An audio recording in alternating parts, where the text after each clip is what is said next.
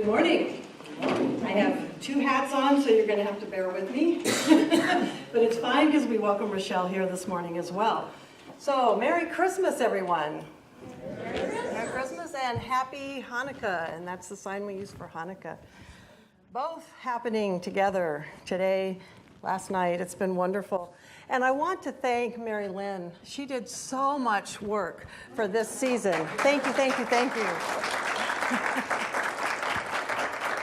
With the choir and preparing for all of our services, she has been practicing. So thank you. A lot of really, really good work. Thank you so much.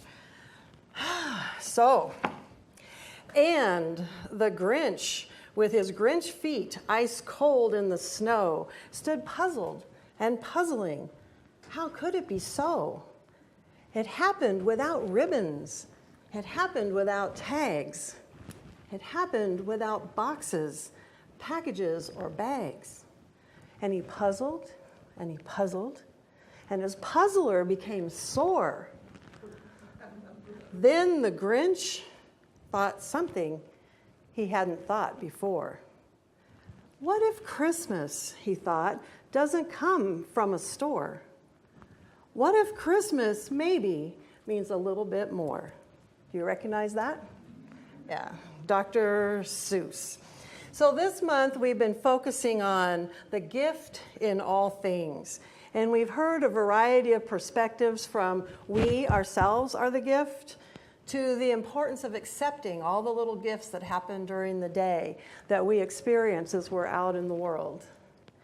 And so I was thinking that the greatest gift, and I think that we would all agree, is what happens when we touch heart to heart. It's not from the box or the package or whatever. And so this morning we're thinking again about the things that we heard last night, the 7 gifts from the Christ consciousness that we talked about last night. And we thought about the different ways that we are given gifts from different places at all times, from inside and from our connections with other people. And all of this happens during this time of year, even out there with all that busy that's going on as we prepare. So we know that we're here to celebrate that story this morning, and also, like I said last night, that it goes way back to the celebration of the return of the light, the sun coming back on longer days. And so we're looking at that from the winter solstice, and then also the rededication of the temple to the purpose of doing God's work from the Hanukkah story. And so this morning, as Christmas morning, we realized that we were so focused on last night. We're like, what are we going to do Christmas morning? We thought it would be fun to sing a few more songs that are related to this season and talk about the metaphysical meaning behind some of those songs and the message or the gift that they could give us today.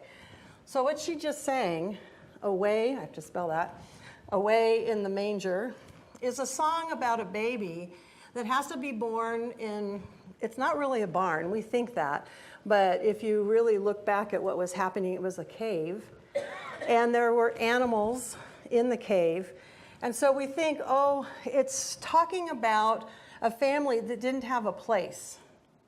They didn't have a place to go. That might have been difficult for them. And so they go into this cave, but the animals there are where keep it warm. So it's not really cold. I'm imagining that they sit in the front and they're in the back, so it's warmed up in there. But the meaning, I think, behind that story is that here's a family that didn't have a place to go. And so I was thinking about the difficulties or challenges that we sometimes have. Have you ever experienced feeling like you didn't have a place, that you didn't belong? That you had something that you wanted to birth, that you wanted to give the world, but that no one was really recognizing it or appreciating it or accepting it? And so this morning, one of the things that I want to do, because I thought we might be a little smaller group, so thank you all for coming out this morning, I gave you all a book, a notebook, and we're going to use that so that you can do a little contemplating and preparing as we move into the new year. So just go within and think about some of those experiences that you might have had when you didn't feel like you fit in, where you didn't feel like you had a place, or where you might have felt that something about yourself wasn't being accepted, or you couldn't express yourself fully and there was something you wanted to give. Think about those things. If you want to jot them down, you can. And we'll work with that. So just take a moment to just think back. It could be during this last year. It could be something throughout your life that you can remember. And just take a moment to jot those down.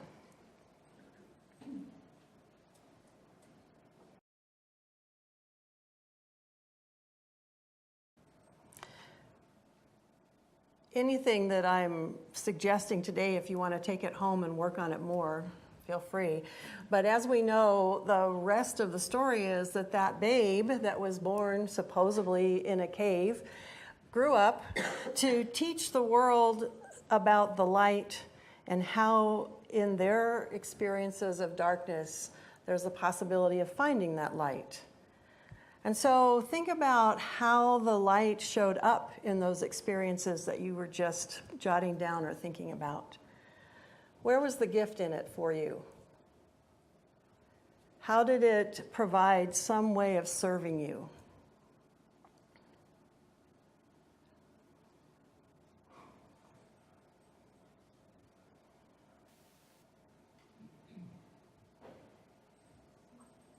Say that again? Okay. Think about those experiences where you didn't feel like you fit in, or maybe where you had a gift you wanted to give, but it hadn't been received at that time. And think about where the light was in it. Where was a gift for you? You might never have thought about that. So where was there something, as you look back on it today, can you see the gift, or can you see it just as you're thinking about it right now? Where was the light during that time that felt dark?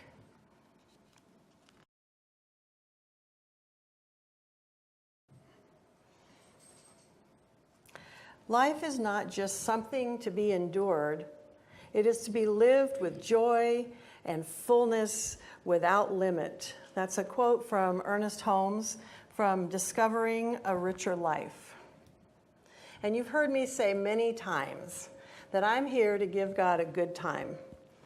And that is my goal, that's my purpose, that's what I've been working on for many years now.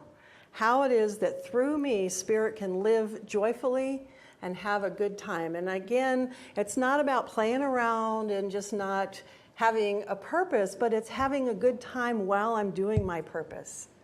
Having fun while we're doing what's serious, what has meaning to us. And so sometimes that's meant that I've had to make peace with what I call the inner Eeyore. I had to look up how to spell that. E-E-Y-O-R-E, Eeyore. You know who that is?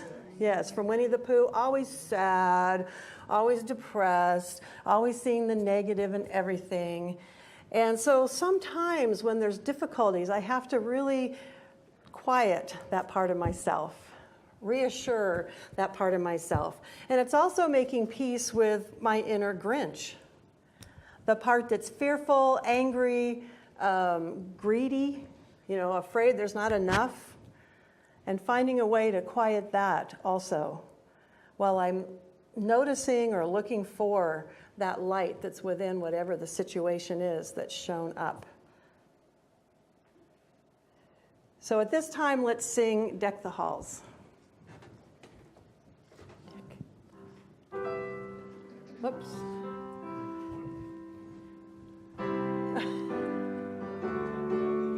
Didn't get that one? We'll just sing it. You know that one? Deck the halls with boughs of holly. La la la la la la la la la. 'Tis the season to be jolly. La la la la la la la la la. Don we now our gay apparel. La la la la la la la la la. Join the ancient Yuletide carol. La la la la la la la la la. So that song is talking about how we might experience joy. And so I thought about what it's saying. And part of it is bringing from the outside in things that make us happy, whether it's the holly, greenery, to decorate, to make it look like it's still green during the winter. And so I was thinking about on that, again, metaphysical level, how do we dress up inside our mind? How do we deck the halls of our minds so that they're beautiful, so that they inspire us with joy, so that they bring in the things that make it beautiful and pleasing to us? So think about that. I invite you to consider what gives you joy. How do you decorate the halls of your mind so that it's beautiful and gives you joy? Just jot down some of those ideas.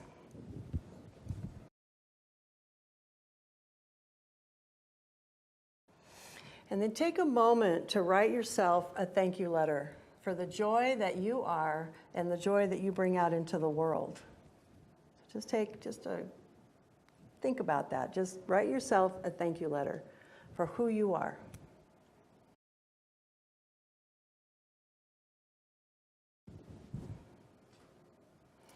So now let's sing together, O Little Town of Bethlehem.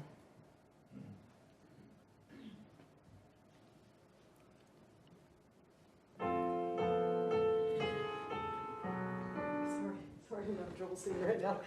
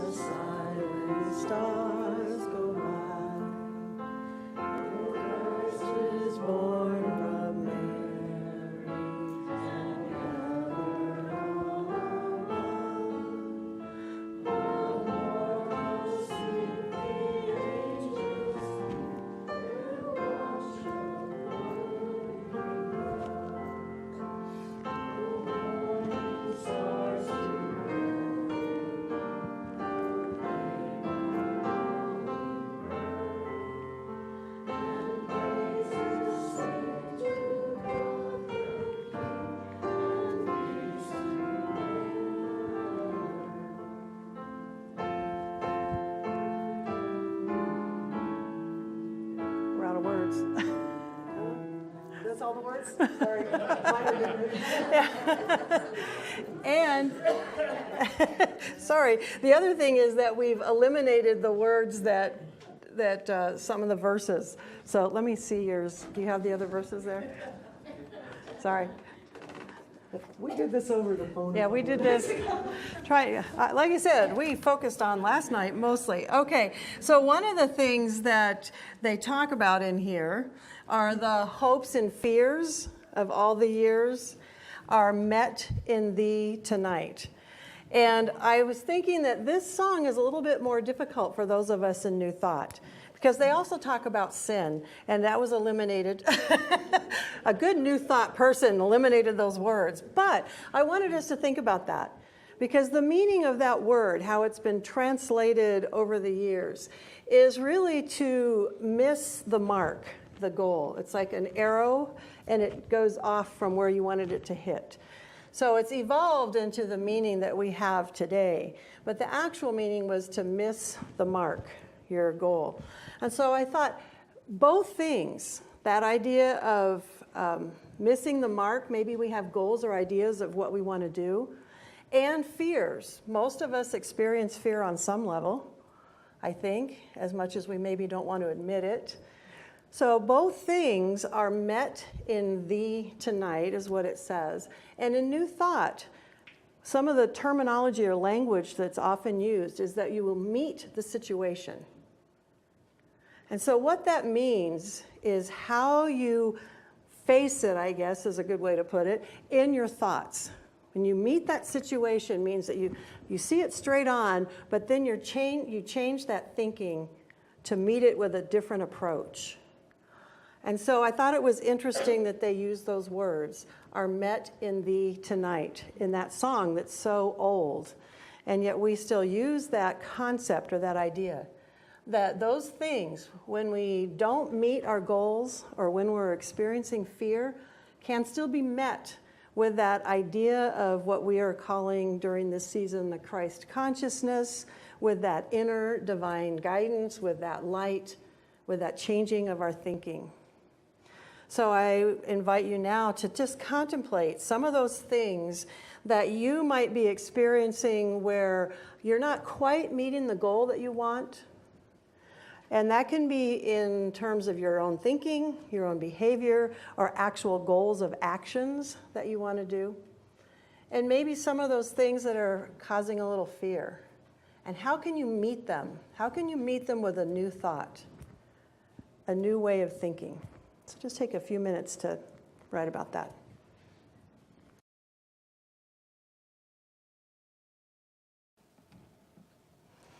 So let's sing together, Angels We Have Heard on High. Let me count the verses.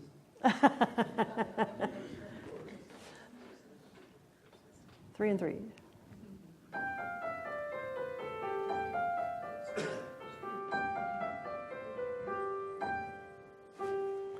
Angels we have heard on high, sweetly singing Lord of praise, and the mountains in reply, echoing their joyous strains.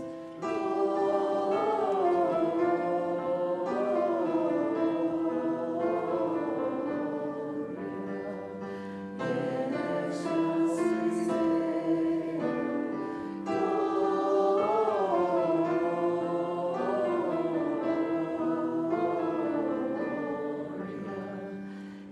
excelsis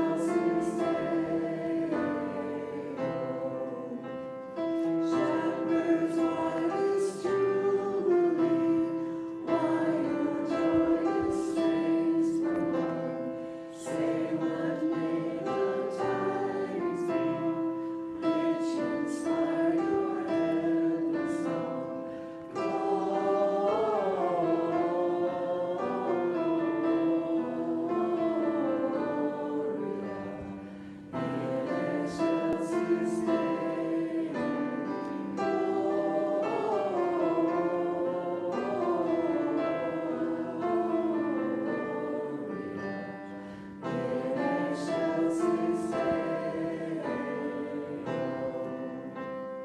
Come to Bethlehem and see, Him whose birth the angels sing. Come adore on bended knee, Christ the Lord, the newborn King.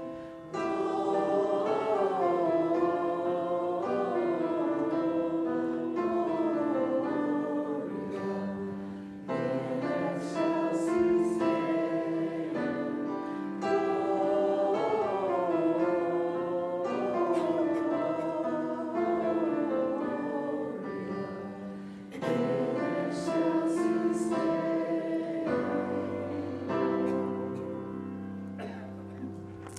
So that song is about the joy that we're experiencing, the joy that we're singing about.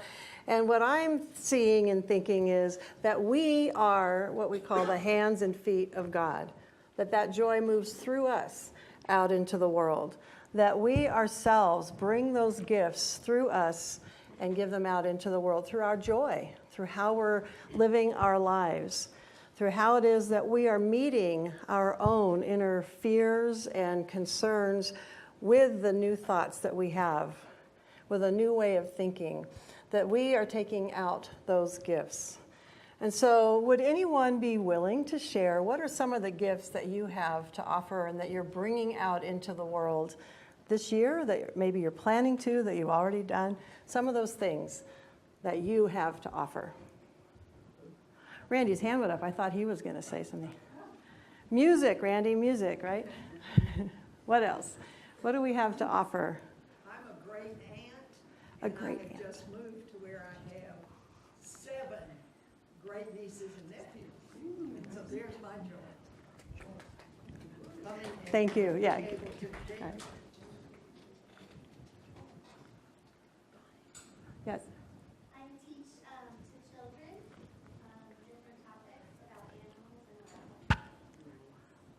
Wonderful, thank you.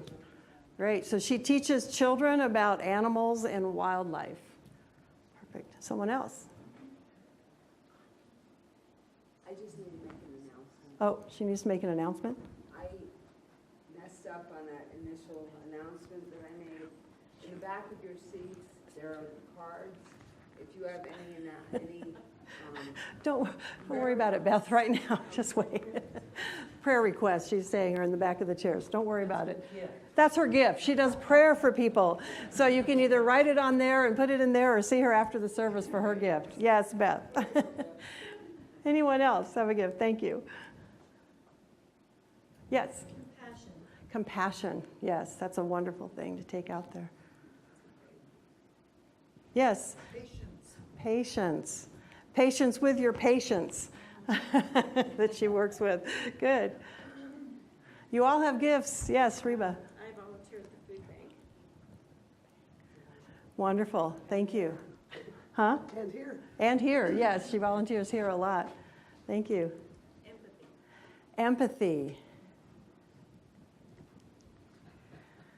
That's one of those words, just so you're wondering why I'm spelling, that there's not an actual sign for.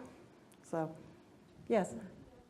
Well, since I'm laid up, I haven't been able to do much for Christmas, but I have reached out to my friends who are elderly, and I reached out to a lady last night who I haven't seen in months, and she was just overjoyed that I called her and wished her Merry Christmas. Wonderful. So a simple phone call like that and reminding people that they're being thought of. Wonderful. Thank you. Perfect.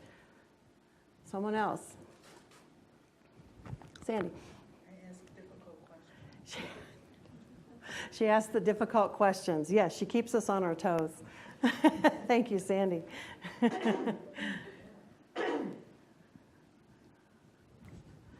Go ahead, Linda, and then Kathy. Gentleness? Yes. Thank you.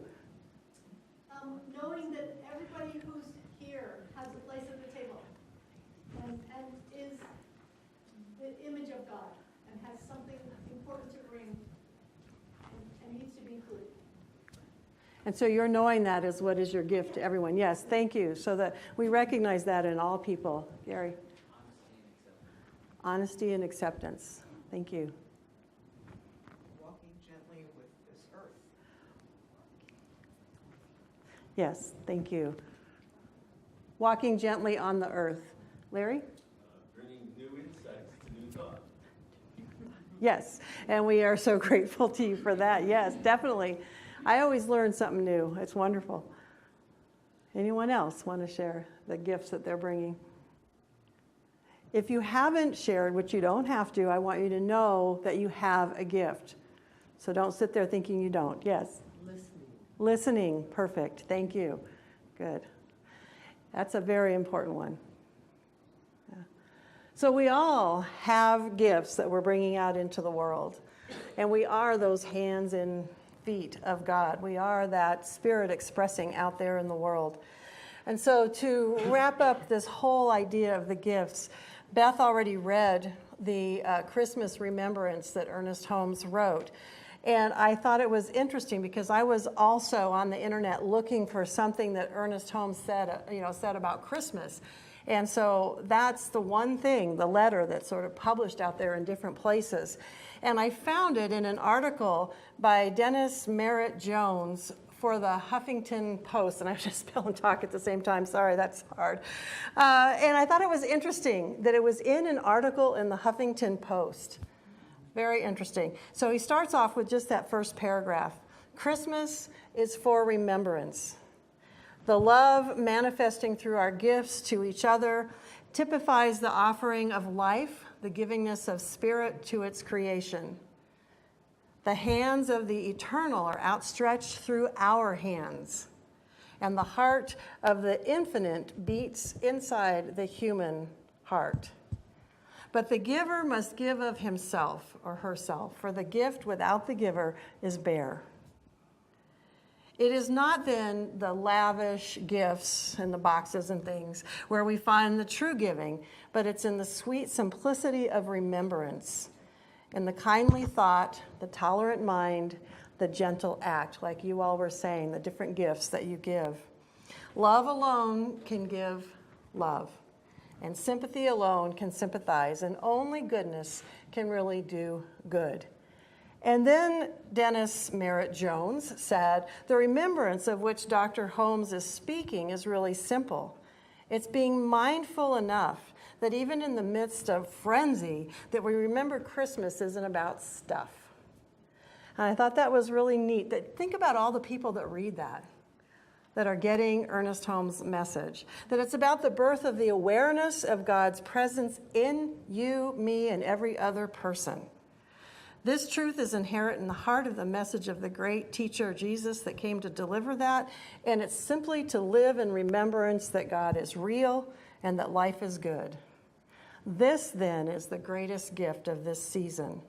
Remembering the self, and he used the capital, the big S, self, is seeking to be birthed anew this day, in and through you, and most importantly, as you.